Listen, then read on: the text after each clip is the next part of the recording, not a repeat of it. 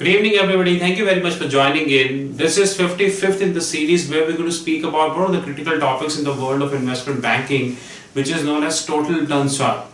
Well, from this side, I'm Rahul Magan, working as a corporate treasurer in EXL Service Holdings, EXL Services India, which is an Indian counterpart of a newest Nasdaq listed firm.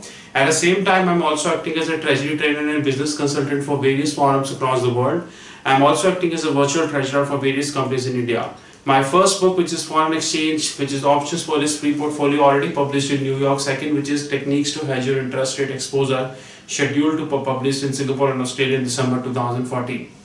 You're most welcome to join my 62 million LinkedIn networking at rahulmagan8@gmail.com. You're welcome to join my Foreign Exchange Club, which is Foreign Exchange Every Thinkers, having 2,300 members. You are welcome to see my 53 technical videos on YouTube.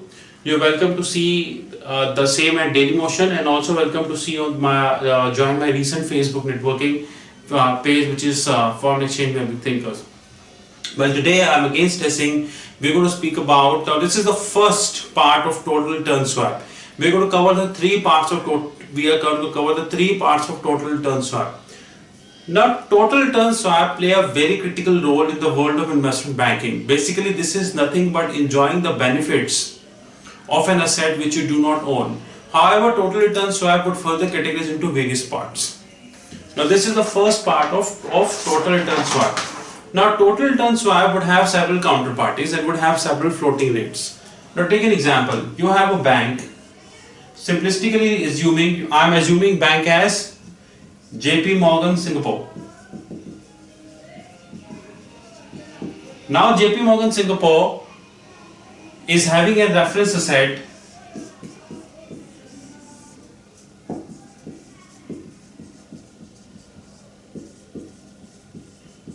now I would refer this as single asset total return swap.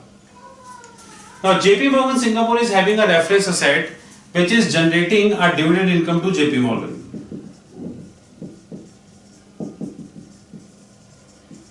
We are having a say iBanker, or we are assuming an hedge fund, or we may assume this as the iBanker. Now they want to own this asset. Now this asset they are having. Now this asset would have two type of cash flows. One is the regular cash flow, which is or dividend income. Other is capital appreciation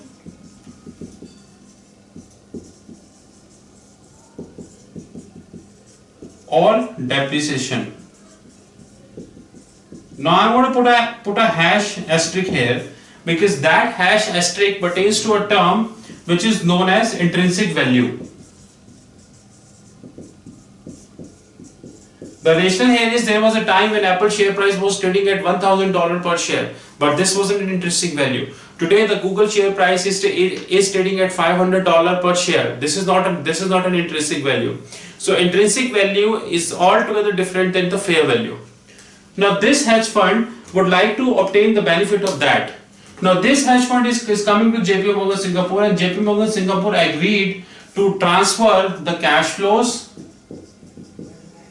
plus capital appreciation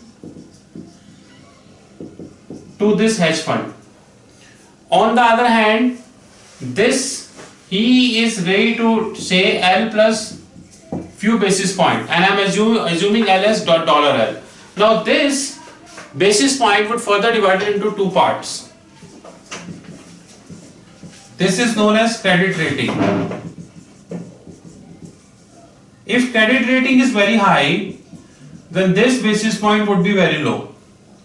If credit rating is very low, then this basis point would be very high. This is known as quality of the counterparty. Now, however, the reference asset may face a depreciation in the value as well. Now a hedge fund with saying I will not only give you L plus few basis point a lot depends upon my credit rating, and I will also give you capital depreciation.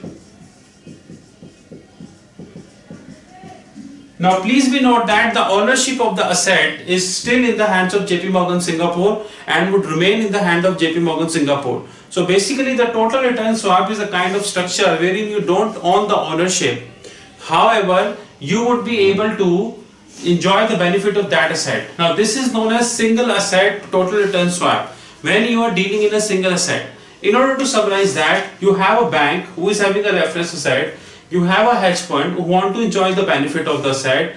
Now they are ready to transfer L plus few basis point plus capital depreciation.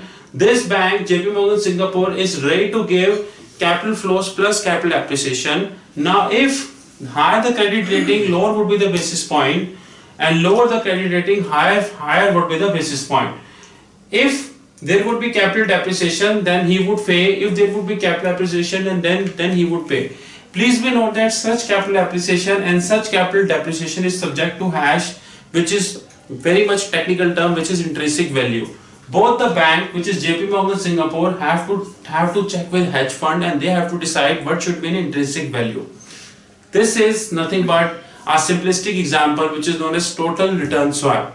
You are most welcome to contact me 919899242978 in case you are having any question.